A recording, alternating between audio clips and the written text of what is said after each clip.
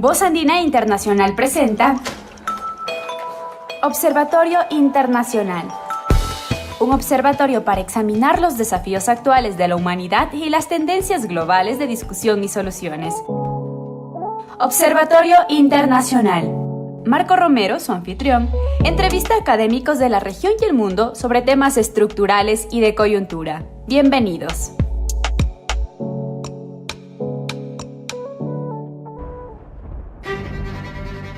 Buenos días, estimados oyentes y televidentes del programa Observatorio Internacional. En esta ocasión vamos a seguir con esa línea que iniciamos hace algunos programas atrás de tratar de entender bien las coyunturas de los países que conforman la Comunidad Andina de Naciones. Y el tema de Perú, por supuesto que era imperioso abordarlo desde por lo menos los 2 meses atrás, o sea, por la enorme inestabilidad política, por los desarrollos que ha tenido en los últimos meses y días y por las tensiones que están ahí abiertas. Para abordar estos temas, para comenzar a abordar, porque es un tema bastante amplio, vamos a contar con la valiosa y amable ayuda que agradecemos de Aldo Olano. Él es un conocido de la casa, exalumno, doctorado en estudios latinoamericanos en nuestro programa de la área de estudios sociales y globales, docente de la Universidad Externado de Colombia. Externado de Colombia, que sí lleva algún tiempo, yo creo más de 2 décadas allá en Colombia, pero que no ha perdido sus raíces limeñas y que va y ayudarnos a entender este problema. Entonces, bienvenido, Aldo. El programa es dialogal, intercambios y abierto completamente. Entonces, dándote la bienvenida, la primera pregunta sería, ¿cuán grave es la crisis? Comencemos con la dimensión política que enfrenta el Perú actualmente. Bien, buenas tardes a toda la audiencia. Un saludo muy especial a mis colegas de la Universidad Andina, universidad de la cual mantengo un grato recuerdo por haber tenido la oportunidad de obtener el doctorado en estudios latinoamericanos, tal como Marco lo mencionó hace un momento, y por todos aquellos buenos momentos que en el sentido personal y académico de la palabra pude tener en los años que estuve en Quito. Cuando tú me preguntas las causas de la crisis política, pues sí, como decíamos antes de empezar el programa, una explicación en profundidad requeriría, ¿no? No de una tesis doctoral, sino de varias, ¿no? Y en esas tesis doctorales, pues tendrían que involucrarse aspectos que tienen que ver con la larga, la media y la corta duración, ¿no? Pero claro, si nos remitimos únicamente a la corta duración, podríamos decir, ¿no? que esta crisis que se vive hoy vendría a ser la fase terminal de un proceso que se inició hace 4 décadas, en donde a mi modo de ver, la causa principal hay que encontrarla pues en ese proceso de transición a la democracia que se vivió entre los años 78-80 y en donde quizás quienes elaboraron la constitución de aquel entonces no entendieron los profundos cambios sociales, económicos, culturales que había vivido el país en décadas anteriores, ¿no? Entonces yo sí creo de que parte importante, o sea, una parte de responsabilidad muy importante recae en aquellos, ¿no? que dirigieron esta primera transición en los años que ya te he mencionado y pues una responsabilidad muy importante también recae en quienes elaboraron la Constitución y el diseño internacional, el diseño institucional que está aún vigente en el país, que sería la Constitución de 1993, ¿no? La Constitución de 1993 lo que hizo fue agravar un desencuentro entre política y sociedad, y en donde, pues, creo yo que las consecuencias se están viendo hoy en día, ¿no? Ujú. En donde realmente es muy lamentable constatar cómo se vive aún aferrado a un pasado, ¿no? Y en donde actores políticos, líderes políticos, dirigentes de las instituciones públicas no han podido, pues, constatar, ¿no? Estos cambios tan importantes que se han producido en la sociedad peruana en estas 4 últimas décadas, ¿no? Ujú. Ahora, con lo que acabas de decir, me obligas a plantearte la que yo consideraba es la pregunta macro. O sea, efectivamente lo que tú señalas ha sido medio una constante en Colombia, en Ecuador, pero la pregunta es, en lo que señalas, por supuesto, has priorizado la dimensión política, ideológica del posicionamiento, pero esta también es una característica de toda América Latina. Pero en el caso del Perú, la cosa asume un carácter más grave. Cuando recordamos el suicidio de Alan García y los varios presidentes que están que han pasado por la cárcel o están en la cárcel todavía. Entonces, esto último daría una idea de una fortaleza institucional porque existiendo igual inestabilidad en Ecuador, por ejemplo, o en Bolivia, claro, con sus especificidades, pero no tenemos presidentes en prisión. Entonces, hay una fortaleza institucional que, y ahí viene la gran pregunta, o sea, a pesar de eso, en términos económicos, dejando atrás la década perdida de los 80s, desde los 90s para acá y sobre todo en lo que va del presente siglo, la economía peruana se ha desempeñado relativamente mejor que el promedio latinoamericano. Bueno, en relación a la primera parte de tu pregunta, ¿no? Sobre si el hecho de tener presidentes presos o fugados representa, ¿no?, una fortaleza institucional del país. Pues aparentemente sí, ¿no? Aparentemente sí.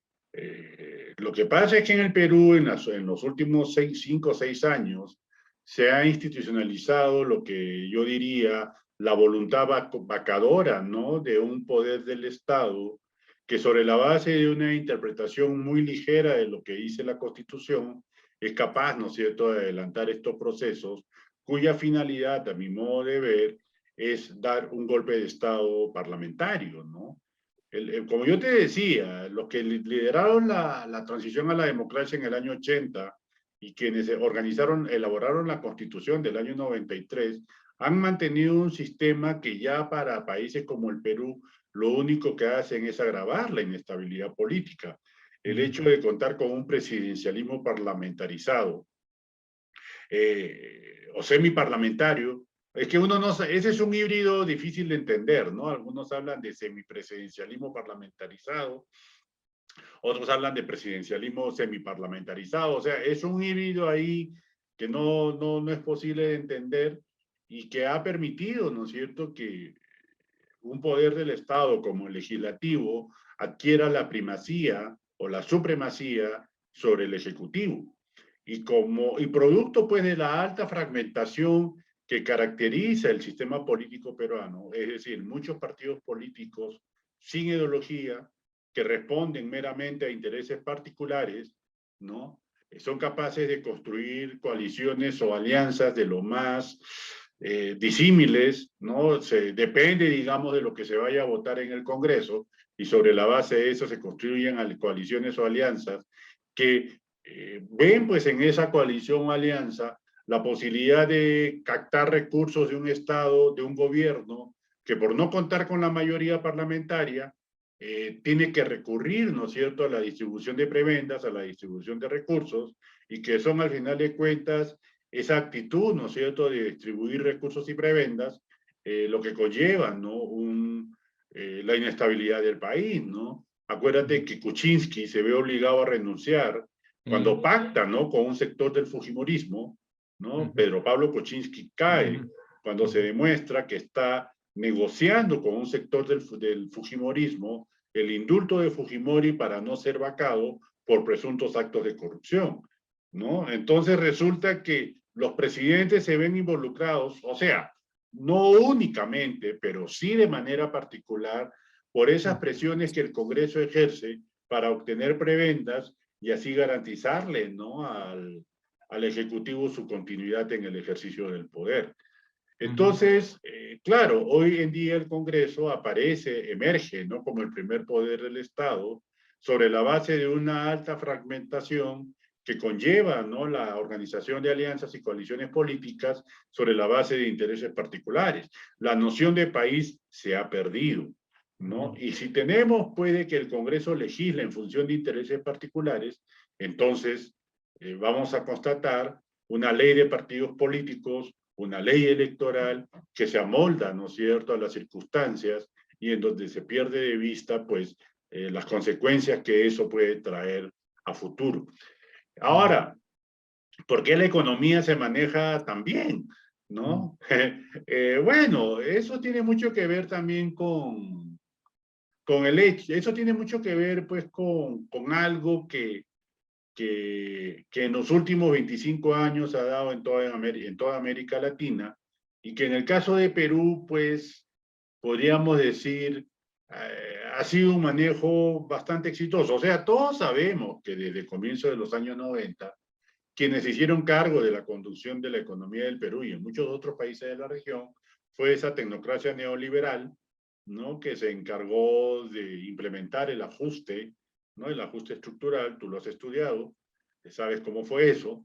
Y claro, ya en el siglo XXI, lo que nosotros observamos fue pues un proceso de expansión económica sobre la base de un buen contexto internacional, ¿no? Lo que se ha llamado el boom de las materias primas.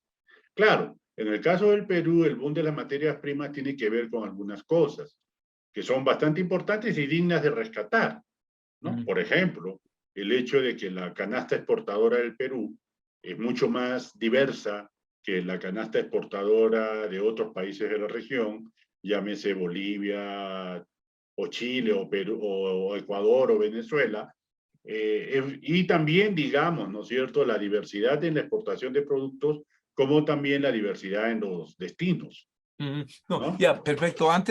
Vamos a darle luego más tardecito, pero no quisiera dejar escapar Sí, dos cosas que de lo que tú dijiste, y me pareció muy acertada ese planteamiento inicial que tú hiciste en el sentido de señalar que hay que comprender las tendencias de largo plazo, las de mediano plazo y los movimientos coyunturales. Entonces, dentro de esa mezcla de los diferentes periodos de larga duración, media o corta duración, entonces significaría, y por ahí va una pregunta que me parece bien complicada en el fondo, es esta tecnocracia neoliberal que monitoreó los ajustes y las reformas estructurales en este caso en Perú, se ha logrado constituir como un grupo de poder económico, como un segmento de la burguesía como sí. tal, o establece alianzas, o entonces, ¿qué perspectiva teórica es más útil? ¿Esta de las nuevas fracciones de la burguesía o más bien la clásica tesis del rentismo y de nuestros países como países fundamentalmente rentistas, en el cual las disputas fundamentales no se dan tanto entre sectores exportadores o agrícolas o industrializados, sino más bien en esta pugna y disputa por apropiarse del excedente, de Claro. las rentas, perdón.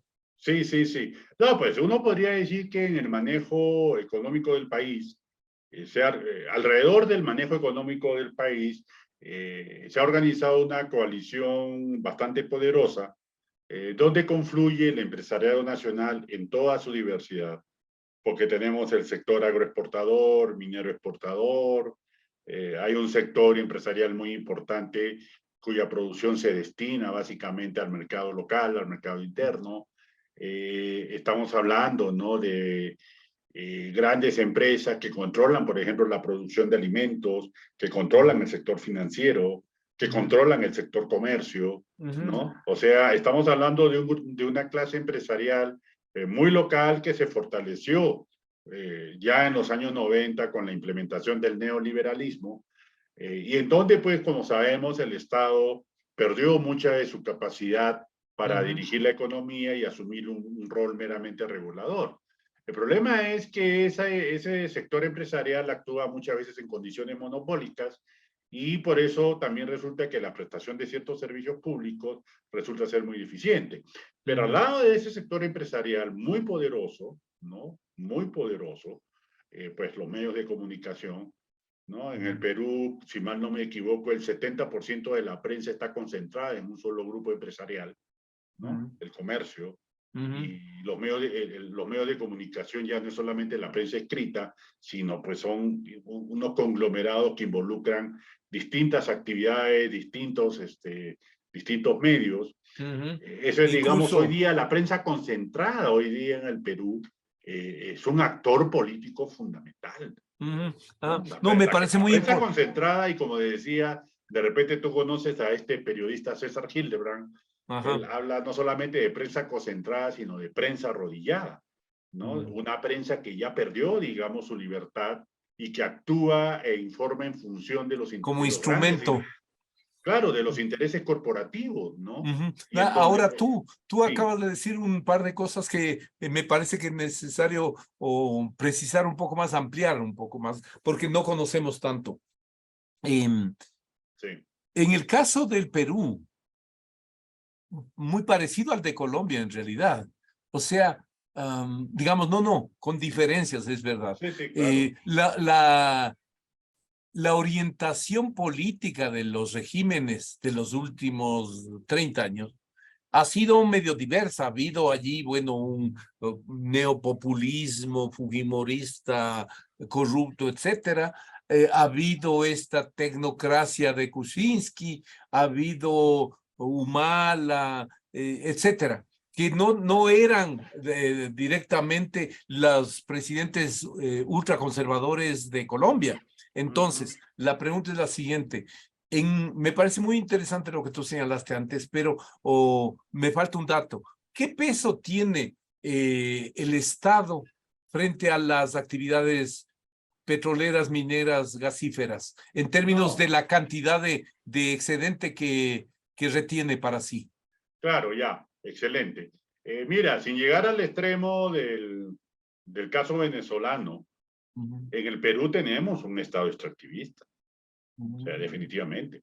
¿Qué porcentaje de las mineras, por ejemplo, de las regalías? Porque te doy un ejemplo. Acá en el Ecuador, en el desarrollo minero, y por eso me parece bien interesante planteado desde el Ecuador, porque nosotros estamos entrando en forma retrasada a extractivismo minero.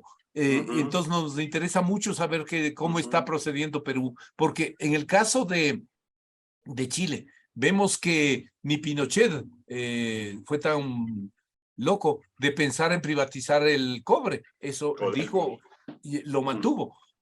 Y más o menos estaba en alrededor de un tercio, entre 30 y 40% el excedente que recibía.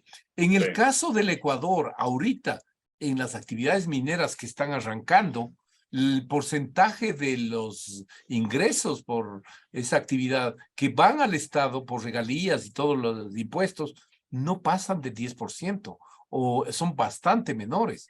Entonces, ¿cómo es en el caso de Perú? Ya, mira, en el caso del Perú, pues, y es algo que yo podría encontrar en toda América Latina, ¿no? Para empezar, entre el 70 y el 80% de las exportaciones de Perú son materias primas. Así es. ¿No? Ya. Eso es un hecho que lo vemos en todo el continente, ¿no? Una realidad. De ese 70%, más de la mitad. Pero eso es realizado por el sector privado. Sí, sector privado. Eso es sector privado. Ahí el Estado solamente aparece para cobrar impuestos. ¿No? O sea, el impuesto a las exportaciones, el impuesto a la renta, el impuesto a las ventas, ¿no? Entonces, el Estado tiene la extracción de materias primas una importante fuente de ingresos. Ya. ¿No? Y también sabemos pues que si nosotros asumimos la definición de extractivismo, lo que es agricultura de exportación es también una forma de extractivismo, el turismo es una forma de extractivismo, y entonces nosotros vemos que el Estado se ha concentrado mucho en extraer rentas sobre a partir, ¿no?, de la extracción de materias primas a gran escala, que como sabemos, pues en su mayor parte, por no decir en su totalidad, va al mercado internacional en un contexto que ya viene de tiempo atrás, un contexto económico internacional marcado por el alto precio de las materias primas. ¿No? Pero claro, lo que pasa es que, y ya lo sabemos también, que cuando tú adelantas una organización económica basada en la exportación de materias primas, hay algunas consecuencias claramente visibles. La primera de ellas, la generación de empleo.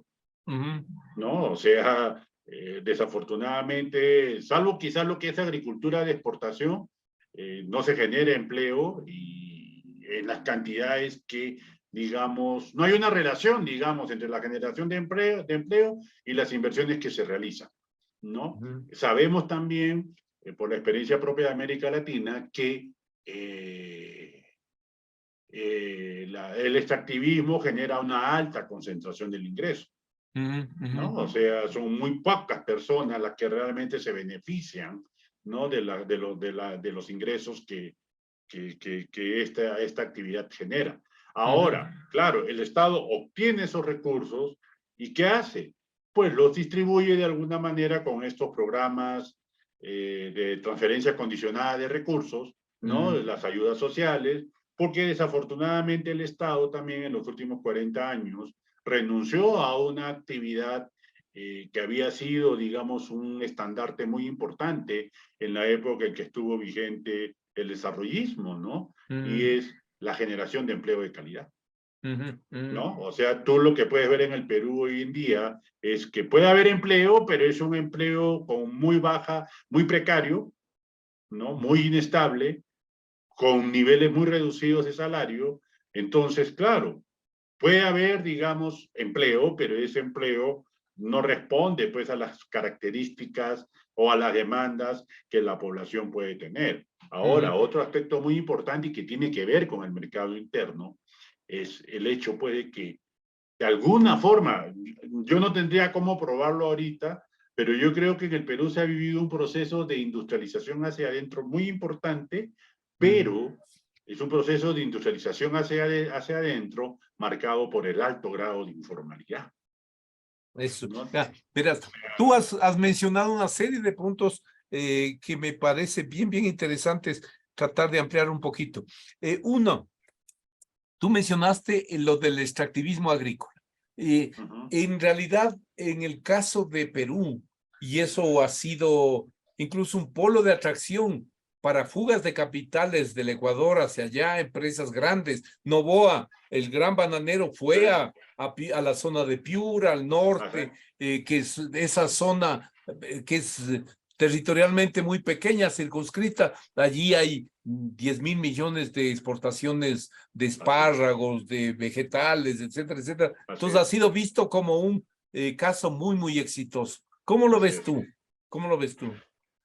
Pues yo lo veo de alguna manera también favorable, ¿no? Yo diría que, pues, por ejemplo, como te decía hace un momento, de alguna manera la agroexportación ha creado trabajo, ¿no? Ha creado trabajo, pero también ha significado, por ejemplo, de que ese trabajo sea muy mal remunerado, ¿no? Hasta fines del 2000, si no hubiera sido por un paro agrario importantísimo el año que pasado se dio a fines del año 2021, ¿no? Los trabajadores del sector agroindustrial, agroexportador, seguirían ganando, creo yo, entre el 70 y el 80% del salario mínimo, ¿no? O sea, el trabajador dentro del sector agroexportador recibía entre el 70 y el 80% del salario mínimo, de lo que gana, de lo que debería ganar un trabajador, ¿no es cierto?, en el sector formal de la economía, ¿no? Eso era una medida de excepción que se puso a comienzos, creo, desde fines de los años 90. Como estímulo. Claro, como estímulo para fomentar, ¿no es cierto?, la ocupación de estas tierras que comenzaron, de tierras cultivables que comenzaron a aparecer en medio del desierto, pero el problema es que se mantuvo durante 30 años. Entonces ya no fue algo temporal, sino permanente. Y si no hubiera sido por ese paro agrario, ¿no es cierto?, que se dio en toda la costa peruana, hoy día el trabajador agroindustrial seguiría ganando el 70-80% del salario mínimo del país. ¿Y cómo se resolvió ese paro? Se niveló. Se niveló. Se niveló. Ahora ya el trabajador del sector agroindustrial recibe el 100% del salario mínimo, más todas sus prestaciones sociales, ¿no? Ahora, una cuestión. En América Latina hubo 3 países que se caracterizaron por ser la tríada de los fanáticos de los tratados de libre comercio. O sea, Chile, que lo encabezó desde los 80s, y luego México y Perú, y un poco rezagado Colombia, se subieron a esa camioneta y se plantearon allí. Entonces, ayer veía algún trabajo, justamente sin pensarme, pero sale ahorita el tema, sobre la reformulación del Telecan, del NAFTA, Canadá, México, Estados Unidos, en el tema agrario, entonces, y que tiene relación con lo que tú estás topando, porque allí plantea cómo, si bien ese volumen de exportaciones agroalimentarias, llamémoslo así, y agroindustriales alimentarias de México hacia Colombia, son un porcentaje reducido frente a lo que son los vehículos, las computadoras, los televisores, celulares, etcétera. Pero de todas maneras son una cifra relativamente grande y sobre todo por sus impactos internos. Entonces ahí yo te preguntaría sobre ese polo agro exportador en Perú. Uno, ¿qué rol tuvo la inversión extranjera? Si eso significa articulación con las cadenas globales de valor o regionales de valor, o sea, ¿son empresas nacionales o son empresas norteamericanas o empresas de otras nacionalidades que van a Perú para aprovechar esos incentivos y finalmente exportar hacia el resto del mundo? Esa era la primera. Sí. Bueno, no, yo me atrevería a pensar de que es sobre todo, es que hay que diferenciar. Están las viejas tierras y las nuevas tierras. Yeah. No, pero estas que se subieron a los espárragos, a las verduras. Mangos, uvas, naranjas, mandarinas, arándanos. Arándanos, exacto. Sí, hay una cantidad de productos. Yo te decía de que la diferencia de Perú con otros países de la región es la diversidad. Así es. Pero es una diversificación primaria, ¿no? Exacto, sí, primaria, claro. Y la diversidad de mercados. Así es. Entonces, yo me atrevería a pensar, sin ser un profundo conocedor de lo que tú me preguntas, que la mayor parte de inversionistas que asumieron la propiedad de estas nuevas tierras, que son producto de grandes inversiones realizadas por el Estado a lo largo de casi 40 años, porque estamos hablando de regar el desierto. Así es. ¿No? Y de volver desiertos tierras agrícolas. Valorizando o canales de irrigación que venían desde los incas. Sí. Eso ha significado una transformación de la naturaleza.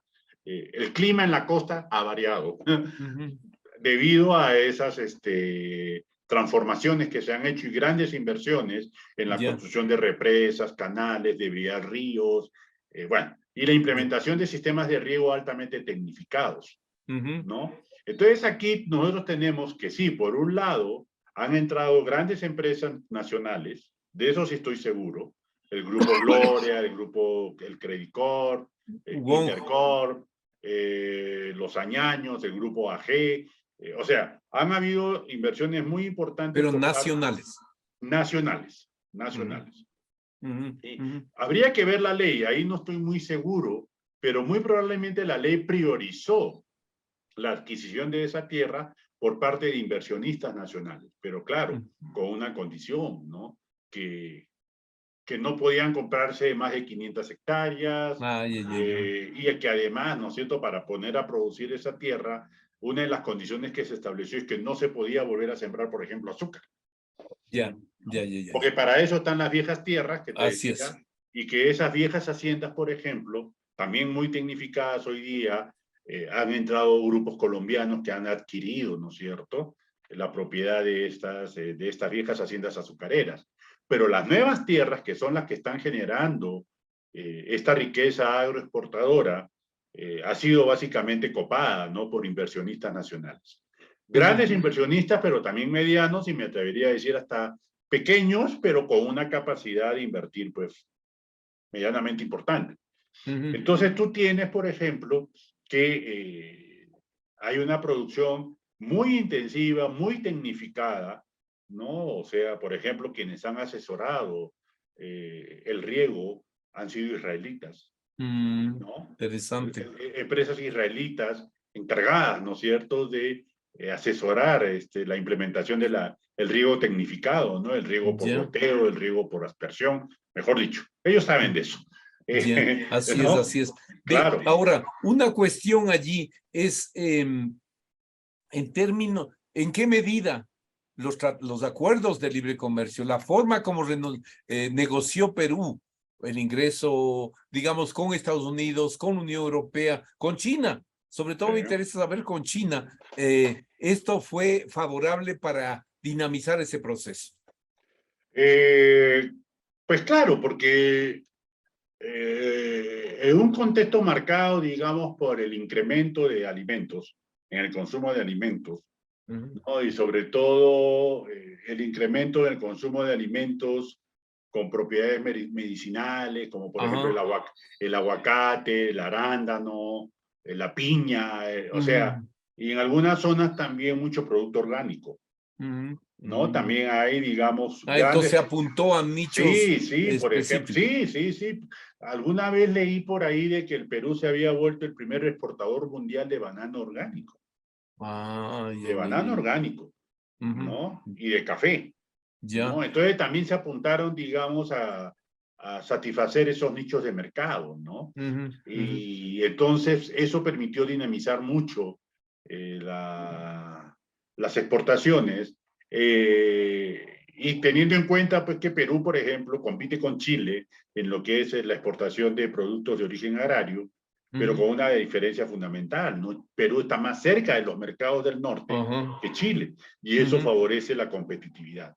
Ahora, una de las consecuencias de esto, por ejemplo, fue de que muchos departamentos de la costa peruana llegaron a ser departamentos de pleno empleo. Excelente. Sí, llegaron a ser departamentos de pleno empleo, porque estamos hablando de empresas, ¿no? Por ejemplo, Camposol, una empresa grande, tiene como entre 12,000 y 15,000 trabajadores, muchas de ellas mujeres, ¿no? Entonces, a mí no me cabe mucho en la cabeza cómo una empresa en Perú puede tener hoy día 15,000 trabajadores. O sea, jamás en la historia del Perú se había visto, digamos, empresas con ese número de trabajadores, ¿no? Porque son las distintas fases del proceso productivo. Y claro, eso conllevó de todas maneras una mejoría en la calidad de vida de la población, ¿no? Excelente. De una gente que comienza a tener un salario, tiene acceso a créditos, tiene acceso, pues, a una serie de cosas que anteriormente no tenía. Entonces, el hecho, por ejemplo, de exportar materias primas, claro, con TLC, tú lo has mencionado, con Estados Unidos, la Unión Europea, China, Japón, Corea del Sur. Pero hay una pregunta. Yo y algún otro programa te invitaré a que nos ayudes a evaluar los primeros meses del gobierno de Petro en Colombia. Pero a mí me impresionó. Para eso te doy algunos colombianos, que no están haciendo fila. Porque hay bastantes amigos colombianos que no están haciendo fila. De acuerdo, listo, muchas gracias. Una mejor evaluación. El punto es que a mí me impresionó una charla que yo le escuché al actual ministro de Hacienda de Petro, a José Antonio Ocampo, con respecto a esto de los TLCs. Y él decía, ¿cómo es posible que Colombia, que era un importante exportador de maíz, hoy día es el cuarto importador de maíz del mundo? ¿O por qué? Porque el Ecuador compraba maíz de Colombia cuando teníamos déficit de nuestra producción local. Entonces, él era muy crítico y hablaba de la necesidad de renegociar esos acuerdos para evitar esos impactos, sobre todo en temas agrícolas y alimentarios. Eso no sucede en el caso de Perú. No. Bueno, Perú... pero recuerdo una cosa, una frase que célebre, y yo en mi tesis doctoral la puse, de Alan García, cuando dijo, el Perú no es un país agrario, el Perú es un país minero, y con los excedentes que obtenemos en la exportación de productos, de minerales, compramos los alimentos. Punto. O sea, pero esa me parece, a la luz de las expresiones que hemos escuchado en el 2020 y hasta incluso en el 2021, a Macron, a varios otros europeos que no tienen ninguna sospecha de ultranacionalistas, ni de marxistas, ni de opositores a la globalización, que decían, no, tenemos que defender la seguridad alimentaria, la producción local de lo que nosotros consumimos, incluso a Macron. Entonces, me parece a mí, claro, al igual que en el caso de México, veo, bueno, como tú lo dijiste bien, o sea, estas nuevas tierras se han dedicado a estos rubros, pero ¿en qué medida el abastecimiento interno, por ejemplo, de trigo, de avena, de cereales, de maíz, está garantizado por la producción doméstica peruana? No, en general, en América Latina, salvo los países del Cono Sur, menos Chile, no somos productores de cereales, el trigo, avena, cebada, ¿no? Todo eso se importa. Todo eso se importa. Así es. ¿No? Mira, pero antes de eso, yo personalmente considero esto. Los TLC no generaron la riqueza que dijeron iban a generar internamente. No, yo creo que en eso hubo pues una propaganda que sobrevaloró la importancia de los TLCs para las economías nacionales. Pero tampoco generaron ese gran desastre que esperaban muchos. Claro, quedaban muchos que dijeron, no, esto va a acabar con la economía nacional. Ya hemos visto que no fue así, ¿no? Que de alguna manera nuestras economías lograron, digamos, compatibilizar intereses económicos nacionales con intereses económicos globales. Entonces, no fue la tragedia anunciada, pero tampoco fue, digamos, la prosperidad sin límites que otros anunciaron, ¿no? Entonces, uno podría decir que ahí hubo como una especie de empate, ¿no? Y en donde, digamos, claro, sí hubo sectores que se perjudicaron, ¿no? Yo no lo voy a negar. Sí, o sea, sectores, por ejemplo, industriales que estuvieron vinculados al viejo modelo desarrollista, como el ensamblaje de automóviles, electrodomésticos y cosas por el estilo, pues prácticamente desaparecieron. ¿No? No te voy a preguntar ahorita sobre un sector que me acuerdo estaba entre los que todo el mundo daba, incluso el Estado, y no sé si se tomó las medidas de reestructuración. En el caso de Chile era los productores de trigo locales, que eran pequeños, no eran una suma muy importante, pero yo me recuerdo en el caso de Perú, los productores de arroceros del departamento del Cusco, que también se pronosticaba, esos desaparecen, marchan completamente, pero bueno, más que eso... Perú terminó exportando arroz. ¿Así? Sí, terminó exportando arroz. Pero de esta nueva región. No, esas son las viejas regiones. Oye, las viejas regiones. Cuando yo te digo las nuevas tierras, ahí son nuevos productos, todos. Ya. Todos. Bien. Cosas impensables hace 30 años, hoy día son vanguardia exportadora. Espárragos, arándanos, aguacates. O sea, una cantidad de productos pues, que en el Perú ni se consumían, ¿no? ¿Por qué no está ahí la quinoa? La quinoa, lo que pasa con la quinoa yo creo es que es básicamente consumo local, doméstico. Se consume mucha quinoa en el Perú, ¿eh? O sea, yo sí he visto... Sí, Acurio y toda la nueva gastronomía le dieron un peso importante. Y tú ves, por ejemplo, cómo hoy día en los almuerzos hay sopa de quinoa, hay refresco de quinoa, hay pan de quinoa. No, la quinoa se consume bastante. Se exporta, ¿no? El problema es que la quinoa, como es un cultivo altoandino, ¿no? Se cultiva sobre todo en la sierra por las condiciones climáticas, y ya sabemos pues que la sierra quizás Ecuador sea muy similar o Bolivia, siempre ha tenido dificultades, ¿no? Para insertarse económicamente como una región exportadora de productos agrarios. ¿No? Se exporta quinoa, se exporta kiwicha, amaranto, pero son muy pequeñas cantidades, la verdad. Ahora, yo querría preguntarte otra cuestión. O sea, la última vez que estuve en Perú fue, creo, cuando el Deportivo Quito salió campeón a los 40 años. Yo estaba ahí en el 2008 y desde el 2008 yo creo que, no, sí volví una vez, creo, el 2015. Y me impresionaron dos cosas. El tipo de cambio del Nuevo Sol estaba siempre en torno a los 2.20, 2.30, 1, y 2, el Perú era un país bastante más barato que Ecuador.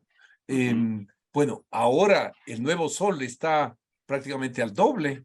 Es 80 está.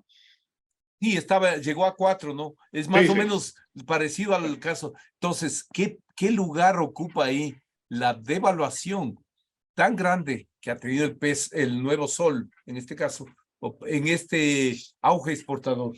Sí, bueno, tú sabes que la devaluación de las monedas locales ha sido un fenómeno regional, ¿no? Ajá. Incluso global, ¿no? Así es. Mira tú que el euro llegó a costar $1.20 o un poco más y ahora está por debajo de $1, ¿no? Así es. La devaluación de las monedas locales ha sido un problema ha sido un fenómeno regional que tiene no tanto que ver con las dinámicas de estas economías locales o nacionales, sino más bien con la política o las políticas que el Departamento del Tesoro en Estados Unidos implementa, ¿no? La alza en las tasas de interés, la emisión descontrolada. Bueno, hay toda una serie de elementos ahí que actúan en favor del dólar. El dólar sigue siendo la moneda de mayor aceptación en el mundo, así tenga una depreciación simbólica muy importante. Entonces, no, eso sigue. Yo creo que el precio del dólar en el Perú se estabilizó alrededor de 3.80, 4, y ahí se mantiene desde hace un buen tiempo. Y claro, con eso, digamos, yo creo que hay un equilibrio monetario, ¿no? Entre el hecho de que los exportadores, claro, los exportadores siempre se van a quejar, ¿no? O sea, tú sabes perfectamente que no tienen garantías, que no tienen condiciones, que el dólar, que no sé qué, que muchos impuestos, pero igual siguen acumulando riqueza y siguen adelantando grandes inversiones. Listo. Porque, no, ahora, una cuestión que me parece, y ahí tú tienes una posición ventajosa, porque el Ecuador está en el medio de dos países que liberalizaron la entrada, los flujos de capitales de forma importante y permitieron el ingreso de la banca extranjera. De las últimas cifras que yo había visto, no les he visto los últimos par de años, pero más o menos cerca del 60% de las captaciones de depósitos en Perú y en Colombia las lleva la banca extranjera. banca extranjera. Los bancos españoles, BBVA, Claro, banca Santander, extranjera queda HSBC. el BBVA, pero bueno, en el Perú tú tienes el Banco de Crédito y el Banco Internacional, Interbank y Credit Corp, que son nacionales y son muy grandes. Ya, entonces la pregunta ahí sería... Sí, yo no sabría exactamente qué porcentaje de los depósitos nacionales están en bancos extranjeros, no sabría con exactitud.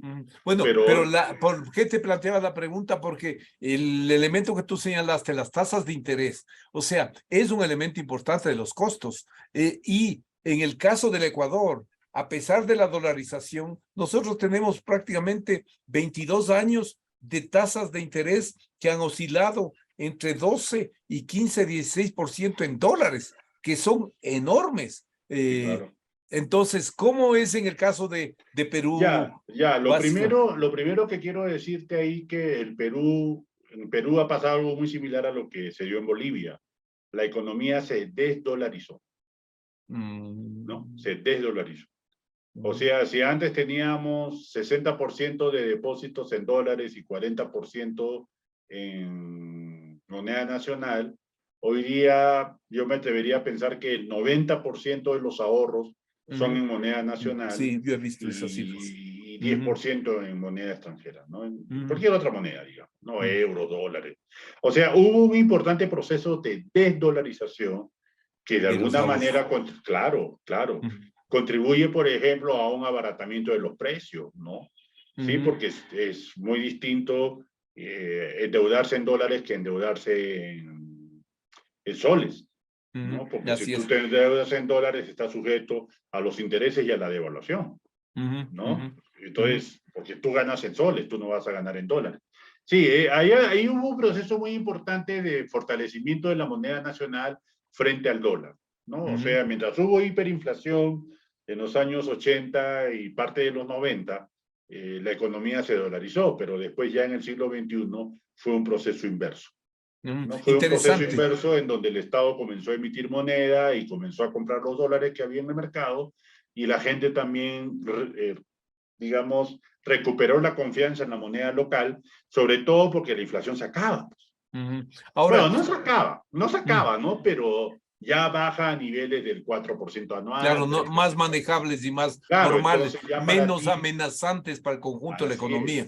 Ya, pero una pregunta que me parece muy importante a partir de lo que dijiste, lamentablemente se quedan un montón de temas en el tintero, es esta de que, o sea, efectivamente la diversificación en términos de mercados, de productos primero, con todos estos nuevos agroindustriales, pero, y también minerales, el zinc, el cobre, el estaño, etcétera.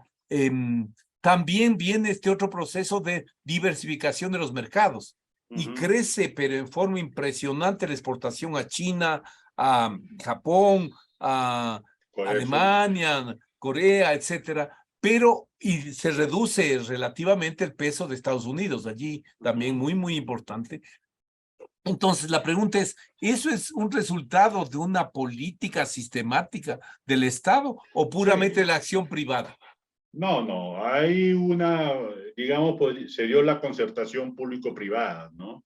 O sea, ya desde mediados de los años 90 se vio en el mercado asiático, digamos, el mercado con mayor potencial para la economía peruana, ¿no?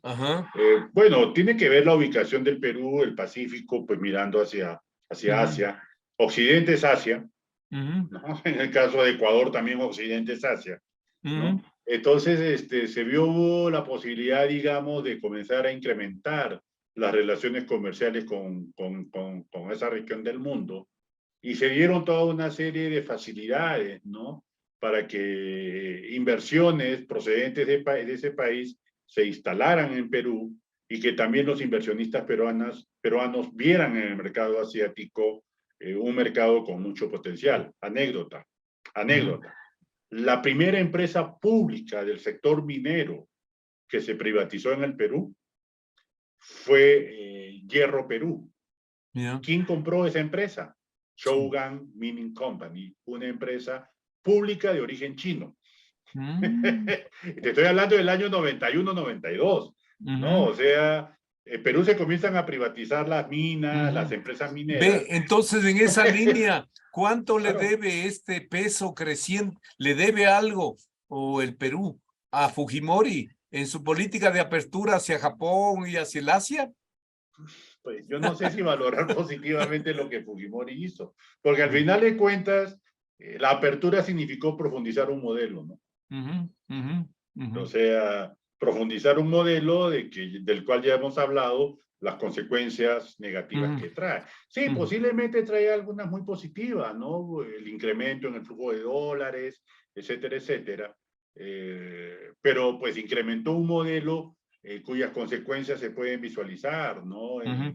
Pero ahí hay una cuestión clave que también tú señalaste y que me quedó resonando. Si algo nos mostró la pandemia del COVID, es que el exitoso modelo maquilador, entre comillas, exitoso modelo maquilador peruano, mexicano, o el tigre del Pacífico. La última vez que entré yo en Lima, me acuerdo, sales del avión y encontrabas el tigre de este lado del Pacífico. Decía ahí varios pancartas. Sí. La moderna y dinámica Chile, todos Brasil, en toda América Latina el COVID evidenció que el empleo pleno, con contratos, con seguridad social, con vacaciones, etcétera, estaba en el mejor de los casos en el 40% y en el más promedio alrededor de 33%. Un tercio. Es decir, 2/3 del empleo eran informalidad, subempleo, empleo precario, autoempleo o empleo en plataformas, etcétera. Así es. Que es lo que caracteriza un poco a la globalización hoy día. Claro, y entonces, esos fenómenos están presentes también en el Perú, exactamente.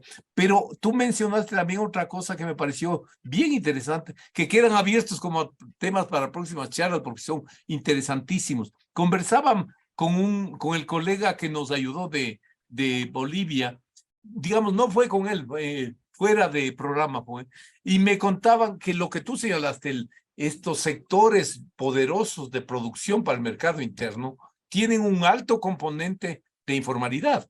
Y en el caso de Bolivia se señalaba lo del Alto, todas esas empresas que han florecido en el Alto. En el Perú sería Gamarra. Gamarra, sí, hay un polo metal mecánico muy importante en un distrito de origen popular en San Martín de Porres, donde se ha instalado en la industria metal mecánica es en el, ¿cómo es que se llama? Infantas, ¿no? Infantas, o sea, es alucinante eso.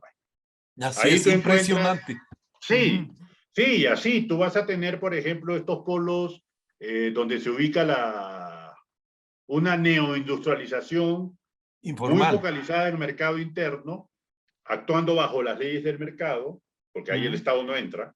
Es la gran diferencia con la industrialización del siglo pasado. El Estado no entra, ¿no? Pero también como el Estado no entra para regular las relaciones económicas que ahí se organizan, un alto grado de informalidad, precariedad, inestabilidad, inseguridad, pero tú tienes un dinamismo, pues que además potencia la aparición de estas nuevas clases populares urbanas, estas nuevas clases medias, y podríamos decir un nuevo empresariado de carácter mucho más local, articulado al mercado interno y que es capaz pues de manejar grandes cantidades de dinero y de beneficiarse grandemente por esta pérdida de capacidad regulatoria que el Estado ha tenido, ¿no? Sí, bien. Gamarra es el más conocido, pero hay otros más. Hay otros más y por todo el país, ¿no? O sea, en donde emerge, digamos, una nueva clase empresarial sobre la base de esta pérdida de capacidad de regulación del Estado, ¿no? No, muy interesante. Sí, Como te dije, se me quedan muchas preguntas en el tintero, pero para cerrar ya el tiempo se ha... Volvamos a la política. Eso, para cerrar, volvamos a la política. Entonces ahí la pregunta que te iba a formular es, ¿cuál va a ser el desenlace de esto de la crisis política actual en el Perú? Arriésgate una predicción con la que cerraríamos el programa y dejaríamos abierto para seguir en futuras conversaciones. Pues, difícil saberlo, ¿no? Difícil saberlo. O sea, ¿qué puede pasar, puñales? La verdad, no sé. Lo que sí sé es de que el actual gobierno se ha constituido sobre la base de una coalición que involucra a los actores más tradicionales de la política peruana, Fuerzas Armadas, prensa concentrada, sectores políticos muy conservadores, y así, ¿no? Empresarios también, los grupos empresariales más tradicionales. Entonces, y mira tú que la prueba de eso está en la represión, ¿no? De las protestas que tuvimos en el mes de diciembre, donde casi 30 peruanos fueron asesinados por las Fuerzas Armadas, y con un altísimo grado de impunidad, en un contexto, ¿no? Donde la presidenta, de las primeras cosas que hizo, en vez de convocar al diálogo, fue implantar el estado de emergencia. Un estado de emergencia que tenemos hasta el día de hoy y que supuso, ¿no? la intervención ya abierta de las Fuerzas Armadas en la vida política nacional por medio de la represión de las protestas, ¿no? Bien, pero escuchándote, yo primero los pongo en la dinámica del resto de América Latina que viene desde antes de la pandemia, con las movilizaciones en Chile, luego las movilizaciones en Colombia, las movilizaciones en Ecuador, en Bolivia, un poco menos en Brasil, con un carácter diferente, pero entonces, y viendo cómo se han resuelto ese tipo de cosas, y por los sectores de poder que están asociados allí, va a ser muy difícil que la movilización popular logre revertir esta alianza que se ha colocado en el poder. Yo le llamo, y siendo muy tradicional en el análisis, yo le llamo una coalición cívico-militar. Así es. ¿No?